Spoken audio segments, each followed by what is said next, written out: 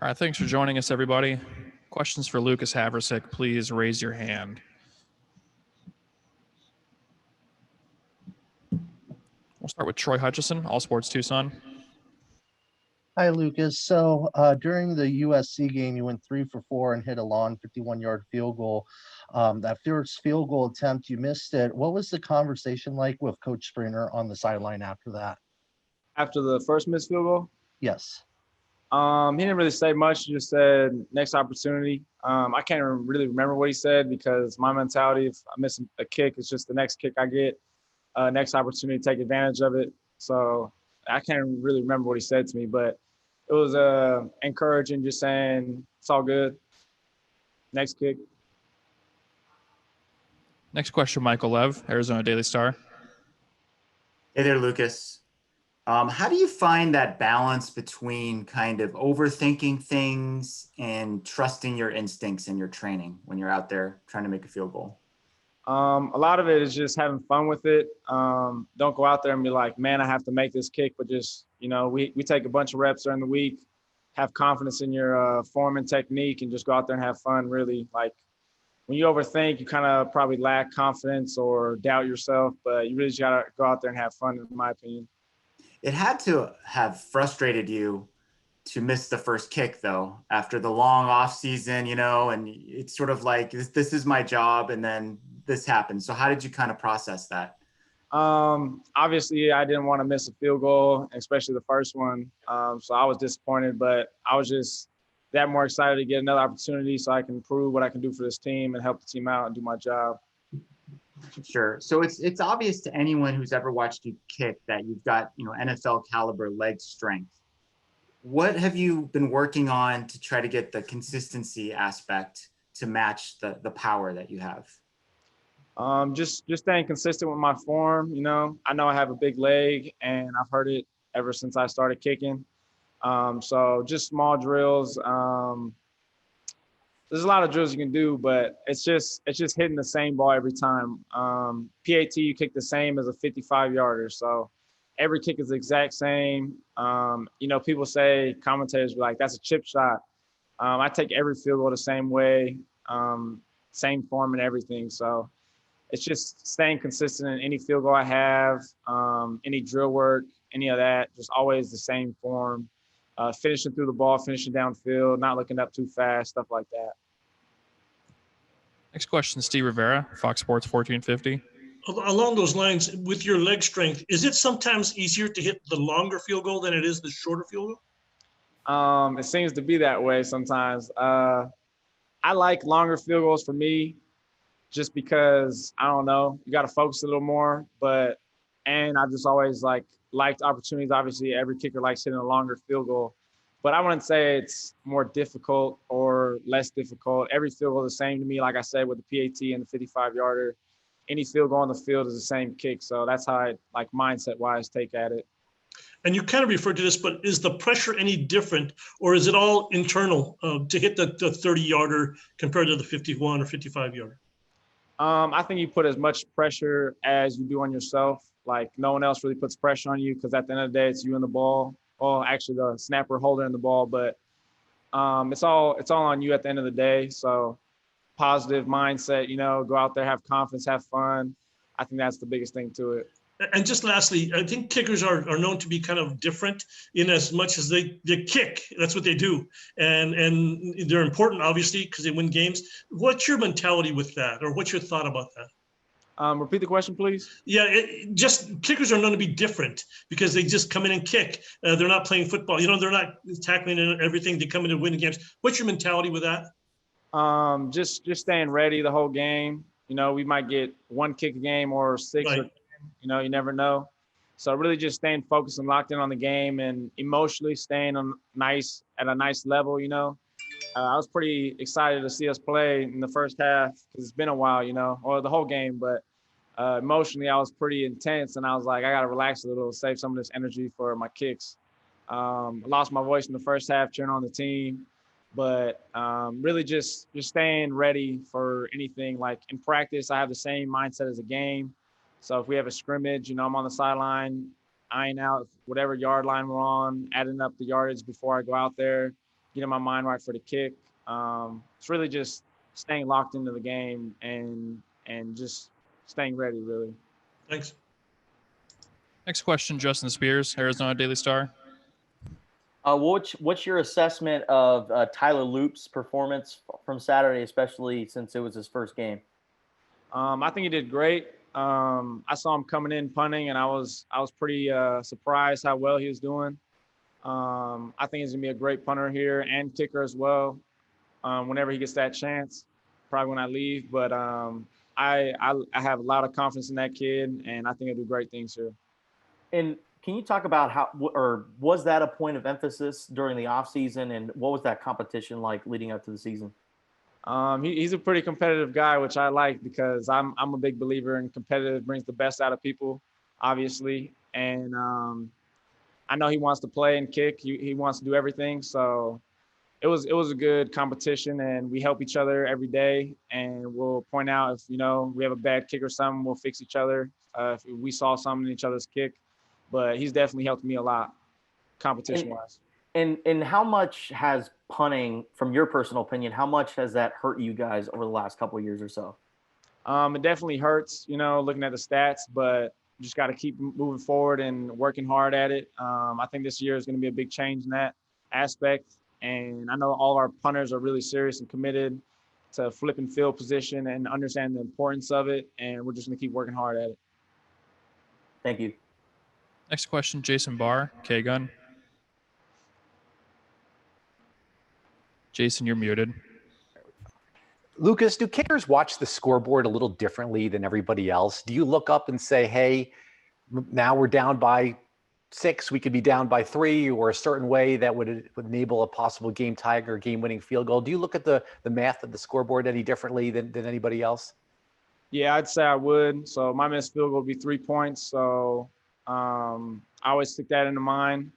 But situational wise, that last drive, if it was, if I made my field goal, we'd be in field goal position to win the game. So that's how crucial my missed field goal is. And I take all responsibility for that. So yeah, I'm always looking at the scoreboard, regardless of what the score is, though. I'm ready for a field goal. I don't know what the coach might want to call, but regardless, I'm always ready to kick a field goal. You're especially strong in touchbacks. Has there ever been a thought to maybe just not boot it out of the end zone to try to pin them a little bit deeper, or is it just the best strategy, just kick it as far as you can? What's the strategy on touchbacks? No, kickoffs, I'm sorry. Honestly, they kind of naturally just go deep. I don't really try to kick it my furthest, so to say. I just try to get good contact. But if we go deep right, we'll hang it up there, and deep left as well. And I know Springer wants to get some coverage on some of these units. But it's kind of hard for me to hang it up there sometimes because so much adrenaline at kickoff, honestly. So I'll work on that. But yeah, it comes pretty easy to me because I've been doing starting on kickoffs since my sophomore year, my first year starting in this in high school. So I've had a lot of reps at kickoff. So Next question, Rich Herrera, Wildcats Radio 1290. Hi, Lucas. Couple questions for you. Might see some cold and wet weather up in Seattle. Can you talk about kicking in wet weather and with the wet football? I really haven't had too much experience with wet weather, but I think it just comes down to a mindset. Like, I know what it is. It's Seattle, Washington. It might be cold, might be raining, might be wet. It's just a mindset. You just got to make sure you got some good cleats for number one. That's important, with some good grip. And I'd say for us, training-wise this week, we'll splash some water on some balls and soak them because when the ball's pretty heavy, it's a little different to kick. So we'll be prepared for all that, though. A couple follow-up questions for you. We talked about, kickers are a little different. Is there a fraternity of kickers? Do you know kickers in the Pac-12? Do you have friends that you talk to? Is there a support group where you guys, kind of talk about the different position that you have? If I see him, I don't really talk to him over the phone too much about it because we kind of, I don't know. I have all respect for all the kickers in the pack, like Blake Mazza, Peyton Henry. I grew up going to camps with them. Christian Zendejas. I know a lot of the kickers in the pack for sure. And now I don't talk to them like that much, but we all know each other pretty well from camps growing up and stuff. One last question. Since we get a chance to talk to you and we're talking about special teams today, can you talk about some of the players on special teams that we don't talk enough about, that we should know more about, that are exceptional and do little things that might not make the radio or the newspaper?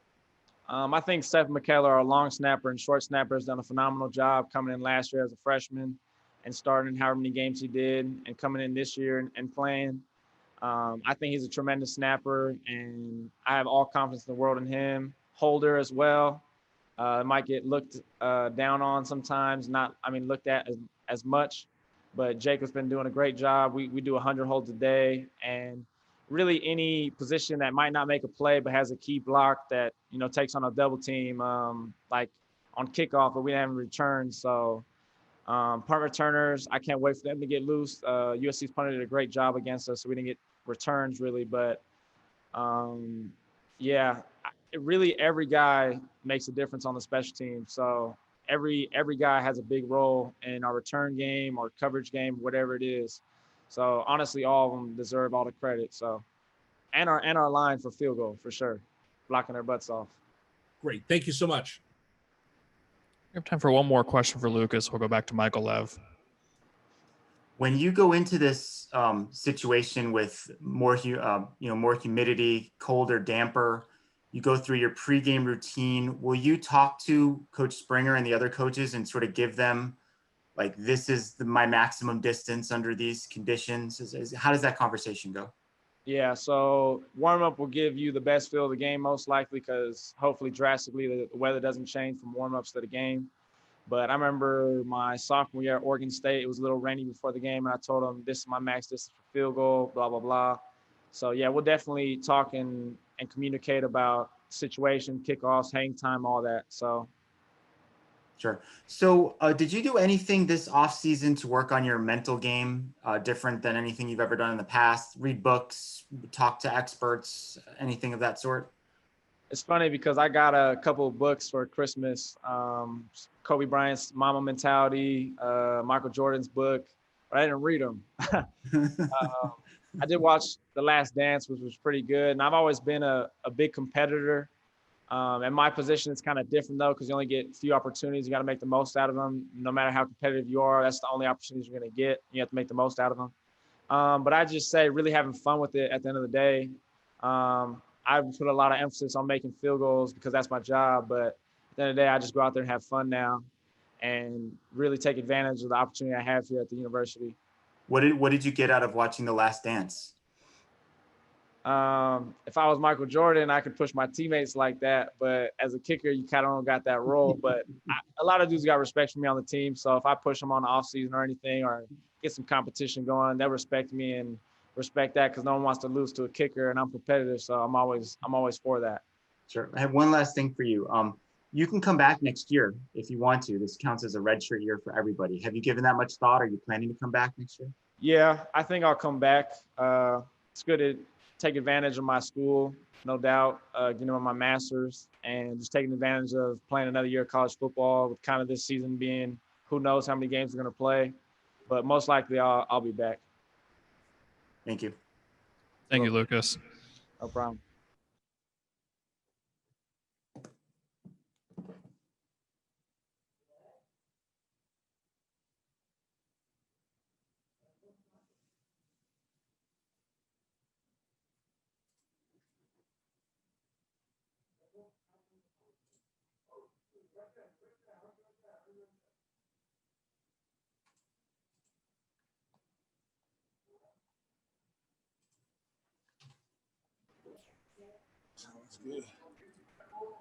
Questions for Roy Lopez. Please begin raising hands.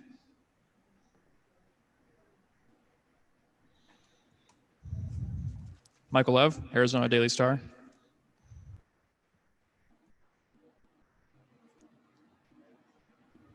Michael, you're muted. Hey, Roy, how's it going? It's good. It's good. How about you? Good. Thank you.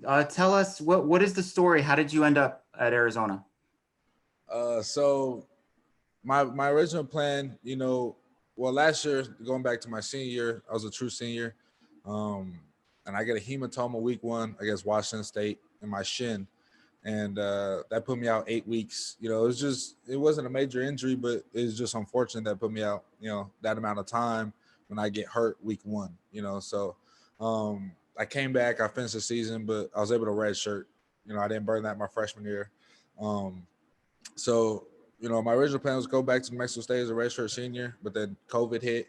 And as conferences started saying they're playing conference only and stuff like that, and New Mexico State, you know, the biggest games you get to play are against Power 5, and you'll probably get 2 or 3 at most, you know, during a season, which is what you play for, you know. So the Pac-12 didn't announce it yet when I entered the portal, but I was pretty sure it was going to happen. And then once I entered the portal, Coach Egan, the D-line coach here, he's from New Mexico. That's where he came from last year. And I guess he called the O-line coach over at New Mexico and was like, is this kid worth the shot? And you know, thankfully, you know, he vouched for me and put in a good word for me. So, you know, Coach Egan called my phone, Coach Rose called my phone, and, you know, we started talking. You know, I was happy to come back to Arizona. Sure. When did you put your name into the portal? I think it was July or June. Yeah. Okay. I was there for about a week. And did you get a lot of interest? Did you hear from a lot of schools? I did. I had a lot of Power 5 interest, and it was, you know, it was cool to see coming from, you know, high school and you know, I didn't really have much, you know, between New Mexico State and a couple Mountain West offers and, you know, FCS, you know, so it was nice to see all the hard work paying off but, you know, I knew when U of A called and it was, you know, a chance to come back and play in front of, you know, the home state. They jumped to the top of the boards for sure. Sure. So you spent some time here in Tucson, right? Because your dad was the coach at Sunnyside, and but you graduated from school in Gilbert. So you have ties to both Phoenix and Tucson. Were you a U of A guy growing up, an ASU guy? No, it was probably U of A because I came to a lot of games in high school at U of A, you know, and you know, hoping to get offered, you know, so it was just kind of a full circle of me getting offered in the portal. And, you know, I missed my dad by about a year and a half, 2 years when he was at Sunnyside. Now he's at Tolleson. So, you know, I'm sure if there was about 2 years earlier, it would have shut the city down, you know, for Southside Tucson or something like that. So. Was it frustrating to not get those offers from U of A or ASU or? It was a little bit frustrating. It was a little bit frustrating, but I was happy, you know, just to go Division I. That was my goal, you know, growing up, you know, and so, you know, it was still nice. And New Mexico State and Las Cruces, the city of Las Cruces was great to me, you know, and I'll forever love that city for what they did to me or for me. So, you know, I'm happy how it worked out, and I wouldn't trade nothing. Next question, Jacob Minuti, Daily Wildcat. What do you kind of make of Washington's run game? They had a lot of success last week against Oregon State. So how are you preparing for the run game, and how important is it, you know, as a nose tackle to shut down that run game?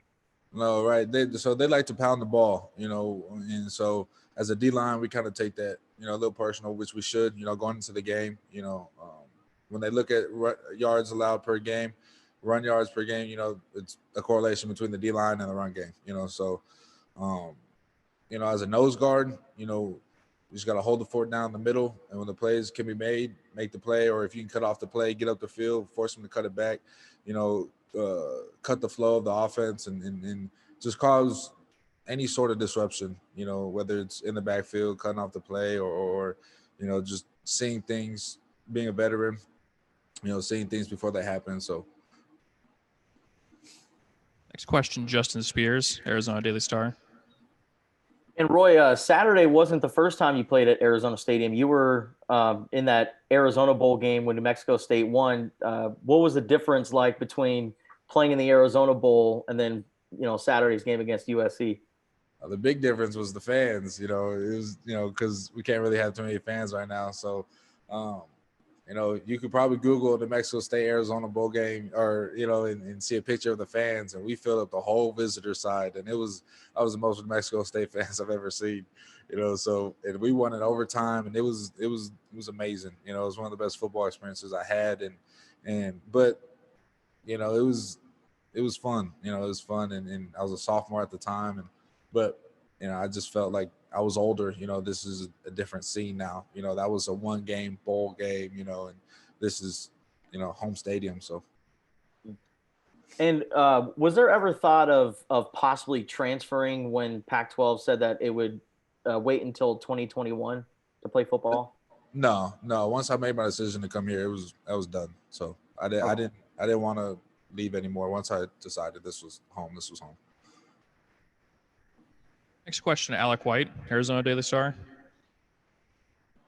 Yeah, hi Roy. I just wanted to get a sense of what you thought it was like to play against USC, your first game with Arizona against a big time opponent like that. And you talked about the fans. Were you able to have any family there? Because I know Arizona opened up a section for some family to come through. Did you have anybody in attendance from your family? Yeah, so playing against USC was you know, it was awesome. You know, it was fun, and because you see USC all the time on TV and the traditions they have, the history they have, you know, so it's just a school that you know about, you know. But I did have family. I had my mom, my dad, and my 2 sisters, and I'm sure everybody could hear them in the stadium, you know. So, and that's pretty much all I need. You know, I wanted more, but you know, they only allowed 4, which is okay. But I had to make sure those were in the game. My sisters are gonna shut down the scene every time. So big shout out to them. Next question, Rich Herrera, Wildcats Radio 1290. Roy, if you guys got a chance to look at the film or started going over things for Washington, it looks like they got different styles of backs. Real quick guys are going to hit a whole different way. They've got big guys that'll try to run over people. Can you talk about the challenge of the different backs they're going to throw at you? Yeah, they have a few different backs. You know, and we're watching film on every single one of them, and you know what they bring to the table. You know, so when they come in the game, you know, we can, you know, expect what they're trying to do. And their O-line, like you said, they're trying to really maul people. You know, they're big guys, and so, you know, we're gonna get on the film and you know, look for things we can take advantage of, and so. You spoke about the folks down in Las Cruces, and it helped make you the person you are today. So this isn't a shot at New Mexico State, but can you talk about the biggest differences between playing at New Mexico State and making the transition to being a Wildcat? Probably the preparation, you know, and just seeing, you know, like you said, it's not a knock to New Mexico State, but, you know, just seeing the amount of guys that are locked in and ready to, you know, compete on Saturday. You know, there's a lot more of focus and a lot more just, you know, next level stuff. There's a lot more guys here that, you know, feel that they can play at the next level. And that's what I wanted, you know, so I want to be surrounded by people that, you know, think they're good enough to play at the next level. And I feel like I did that. One last question. Did you and Aaron Blackwell know each other before you both came? You were in Las Cruces, he was up in Albuquerque. So actually me and Blackwell wrestled each other in high school. So he went to Liberty and I graduated from Mesquite. I started at Marcos, but we actually wrestled against each other. I know his story. He went to Weber State, then he went to Mesa Community College, then he went to UNM. And I knew about him at UNM from what his play, but we never really talked. You know, we never really had a conversation or nothing. And when I got here, it was kind of, you know, we smiled and laughed at each other. Like, you know, it was crazy that we actually ended up here together. So. Great. Thank you so much. Next question, Jay Gonzalez, Fox Sports 1450. When you decided to come to Arizona, did you kind of look at, you know, the fact that the defense, there were some opportunities on defense, let's just say it nicely. You know, the defense hadn't really been, you know, really good. Did you see, or was it more just about, I wanted to go to Arizona? It was both. Yeah, it was both. I wanted to play at Arizona, and I also saw opportunity to play, you know, so as a grad transfer, that's what you're looking for. You're looking for someone to come somewhere to come play right away, you know, and not waste any time, you know. So, but I also knew I had to compete for a spot, you know, and Coach Hagan made that very clear that I wasn't just going to come in the starter day one. You know, I had to compete for the starting job, and you know, I earned it. And, you know, everyone around me, you know, believes in me, and I believe in each other, believe in everyone surrounding me also. Thank you. Final questions for Roy. We'll go back to Michael Lev. So you wrestled Aaron Blackwell in high school. Who won? I did. I won. You did. Do you Yeah. remind him of this often, or? No, we kind of talk about wrestling, but I don't think we ever brought up, our match specifically. But no, I won. Yep. It was for third. Yep. No, go ahead. Sorry. It was for third and fourth place. It was one of the few times I took third, actually. So, but it was fun. So yeah. Gotcha. Okay. So you mentioned that things didn't quite sync up timing wise as far as playing for your dad. Can you kind of explain how that happened or didn't happen? No, playing with my dad when he was coaching at Sunnyside. At Sunnyside. Okay. Yeah. Because I played for my dad. So my first 2 years in high school, I was at Marcos Deniza, and then he resigned after my sophomore year, and I transferred, and he took a job at Mesquite. So he became not the head coach; he became just a position coach at Mesquite, so he could just coach me. okay. So you played for him there. Got it. I did. Right. Okay. Being a coach's son, how do you think that benefits you the most as a football player?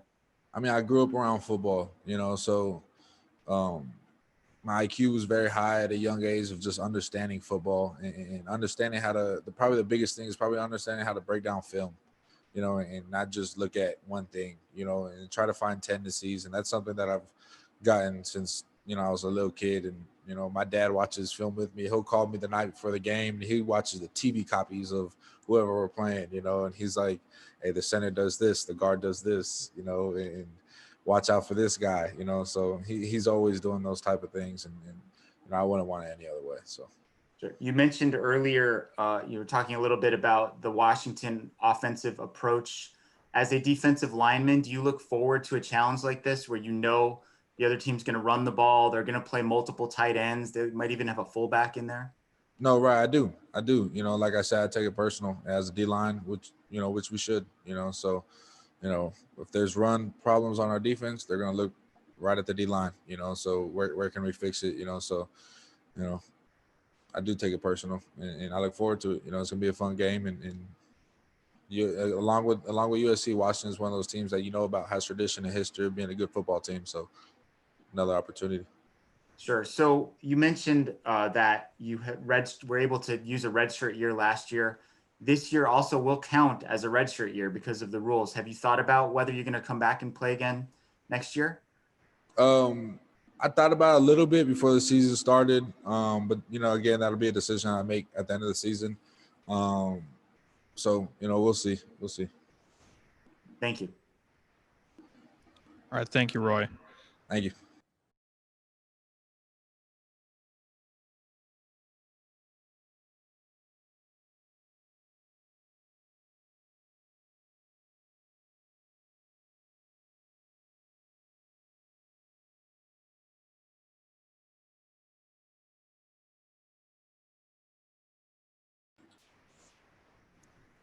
Questions for Stanley Berryhill, please raise your hand.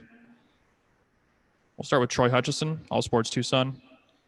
Hi, Stanley. So that final drive for the offense against USC, I think you touched the ball 4 or 5 times for 28 yards and a touchdown.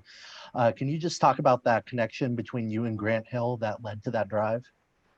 Yeah, it was just, I was getting into open space and he was finding me. I mean, I did have a position change mid-game when one of our players went out with a migraine. So, I mean, I was in the slot, so I got a little bit more open space, and he would see me and I would see him, and he would throw a ball, and it was a connection that we worked on all summer, so it was good. Next question, Michael Lev, Arizona Daily Star. Can you walk us through what goes on on that bubble screen, what your assignment is, what you're looking at, just the whole play? So it's a RPO, so it could be a run or a pass. So I just know that I got to execute on the bubble screen, and hopefully I could get a block or two, which I got a couple of great blocks from Gary Brightwell, the freshman Meijon Wright, and Jamari. And normally it's to flow outside, but they all flowed outside quick, and Gary got that block on the lineman that was pulling out, and I just saw a hole and I took it. Did you realize at the time that Gary was involved in that play, or is that something that you saw? I did not. I remember Gary came up to me and was like, "Did you see my block?" I was like, "Oh, yeah, I saw it." But I didn't really see it. And then we watched it on film yesterday, and I was like, oh, dang, like that was a good block. Like I gave him props to him after I saw him at practice that day too. So I'm assuming that that's not like part of the play's design necessarily for the running back to get involved like that. yeah, not at all. Normally the running back is faking the handoff. I don't know where he came from, but you know Gary's a 4-3 guy, so he got there pretty fast. You saw the 4-3 right there. Sure. You and Grant seem to be on the same page for most of the game. What were you guys seeing out there? How do you account for the connection that you had?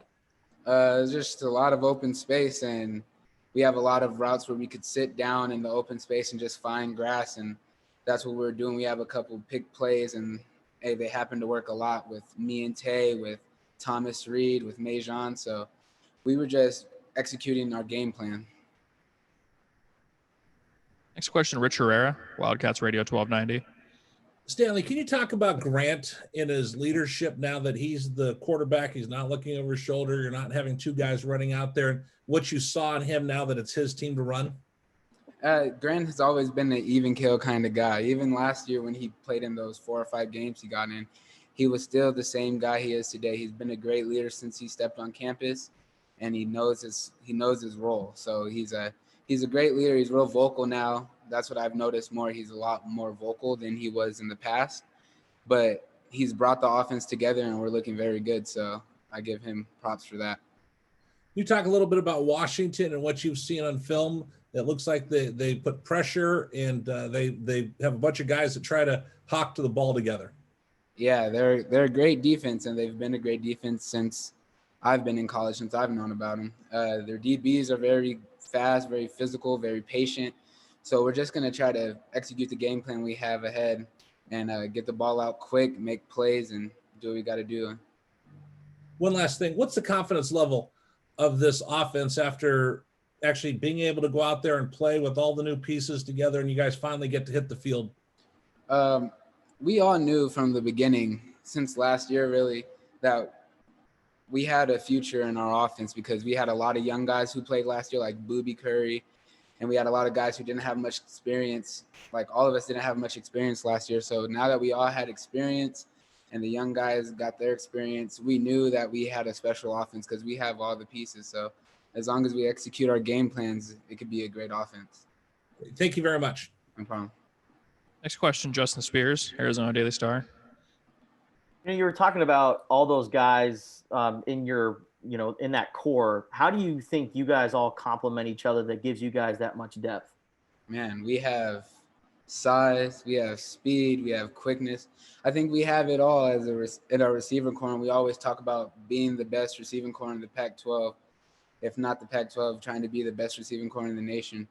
And with BJ Castile, me and him are more similar guys. We're shorter, faster, quicker. And then we have Tay, who could just take the top off, as you guys saw on Saturday. We have Booby and Drew, who are huge receivers, just like Meijon. And I think we have all the levels. We have Thomas Reed, who is probably one of the smartest players on the team. He always knows where to be, and he's always there at the right time. So I feel like all that just complements each other. It's just a big cycle of us going through it. And Meijon Wright, he seems like he's definitely climbing up the depth chart and is getting some looks. What do you like about his game and what he's done? He could catch everything. His ball radius is ridiculous. His ball skills are great. I always tell him, because we're in the same position room, just keep your head down and keep working and just catch everything. So I always help him out. We all help out each other. It's not really our coaches coaching us. When we see someone doing something wrong or something they could improve on, the receivers tell them. So I think that's what's great about our receiving core is that the coaches coach, but also the players coach. And we all have the respect for each other that when we do have criticism for each other, they know how to take it. And it's not us like nagging each other. Everybody pays attention and they're all ready for it. Next question, Jay Gonzalez, Fox Sports 1450. So when you've got so many guys that are, skilled and, it looks like, equally good targets, how does each one of you build a relationship with your quarterback without being that guy that comes to the huddle and tells them, I'm open? So, how does each one of you sort of get his attention, but also understand that it has to all fit within the concept of the receiving core? I would just say that we all know, like, we're all good enough receivers to get open. So if Grant misses us once or twice, like, we don't stress it because we're going to see it on film the next day at practice. We're going to see it all the time. So he's going to be able to see us open, and he's going to be able to fix it. So does he do a good job of taking a look at that and and understanding, trying not to be, have a favored guy that everybody knows he's going to go to, and maybe always be just, looking for who's open? Yeah, after practice, our film goes up as soon as the period's over. So after practice, I see Grant in his locker, and he calls each receiver over, like, I did miss you on this one, but be ready because it's coming. Or I could have hit you on this, or if I would have threw it this way, then it would have been better. Grant is very into film, so I trust that he's going to find us when we're open. It's just that simple. Great, thank you. Next question will go back to Michael Lev. Stanley, what elements of your game did you work on the most during the offseason? I've been trying to get more physical. I'm a smaller receiver who plays on the outside, so I'm often playing against people that are bigger than me. So I've just been trying to work on being more physical, being quicker out of my breaks, and gaining a little bit of weight. That's it, though. How'd you go about doing that? Just lifting weights and hand combat. That's what I've been working on, just hand combat, knowing hand placement, knowing what situations I have to be more physical than use finesse, So I just been working on knowing situational football. Sure. I would say that most people would have rated the Oregon secondary as the best in the Pac-12, but then they had a bunch of guys opt out to prepare for the draft. Given that, would you say that Washington might have the best secondary that you're going to face? I mean, we're going to face great secondaries week in and week out. USC secondary was great. You hear they have a bunch of players that should be going to the NFL. I think Washington's always been known for DBU. So, yeah, they're going to have a good defense. And I think anybody we play against, because ASU has a great defense also. So Colorado has great DBs. Like, everyone we're playing against is going to be good. We don't have any of the games like the NAUs or the smaller schools on the schedule. So we're getting to the good players right away. Sure. So I know you guys have this 1-0 mentality, but when you look back at this losing streak that you're on, that you undoubtedly want to break, it started against Washington. What do you remember about that game last year? I remember that we were up at half. We got a little complacent. They ended up coming back and beating us. I mean, we leave that in the past, though. Yeah, we have a losing streak going on right now, but with a 1-0 mentality, we're trying to win the day. So if we win every day, you don't know what's in store for the future. Sure. So you guys came so close against USC, and it seems like a lot of the fans were encouraged by what they saw. And the next step, I guess, is to make those plays at the end to win the game. What would it mean if you were able to pull off an upset at Washington on Saturday for the program? It's going to be huge for the program, but we know we can do it. So as long as we execute our plans, our defense played great on Saturday. We had a few mistakes with special teams, defense, even on the offense, we had mistakes. So if we clean up those mistakes, I think we could play and run with anybody in the country. Thank you. Next question, Alec White, Arizona Daily Star. Hey Stanley, I'm curious who's the fastest guy on the offense between you and Gary and Tavion. I know you guys got some speedsters. Have you figured out who's the fastest? It's for sure Tavion. I think it goes Tavion, Gary, then me, BJ, and Mike Wiley. We're all really close, but those are for sure top 5 right there. Tavion for sure has the crown, though. All right, and then on that last drive where you guys took the lead in the fourth quarter, what did you notice from Grant's demeanor? Because it seemed like he was just super focused and his throws were pinpoint on that drive. He was cool, calm, and collected. He executed the 2-minute drill that we practice a lot. We had a little bit more than 2 minutes, which kind of bit us in the butt at the end there, but we go through 2-minute drill a lot, and Grant is very even kill when we go through a 2-minute. So he knew what we had to do. We knew the situation, and we got it done, but there's just things that happened in the game that we couldn't take back. We have time for one more question. We'll go to Justin Spears. Does Does Grant getting out and running, did that surprise you at all? Not at all. We all know Grant could run. He's 6'6", so he might not look like he could run, but we seen it even a little bit last year. He'll break a couple tackles. He's a big dude. He could stay up and he could get out of the pocket. So it wasn't shocking to me. I mean, it's not Khalil Tate. He doesn't run a 4.3, 4.4, but he's going to pick up the yards he needs to get the first down. So I never doubted it. But can you tell he's definitely a lot quicker and faster this year? Yeah, he's been working. We all been working. Grant's been working. You could tell Grant's been working this offseason to get right for this season that we're in right now. And, you're a guy, who watches a lot of football. When you look at Grant Gunnell, who does he remind you of? I don't even know. Grant he's a one-of-a-kind type of dude. I've never played with a 6'6" quarterback, and I'm not too big on looking at quarterbacks. I normally pay attention to more receiver type players. Sure. But Grant he's smart.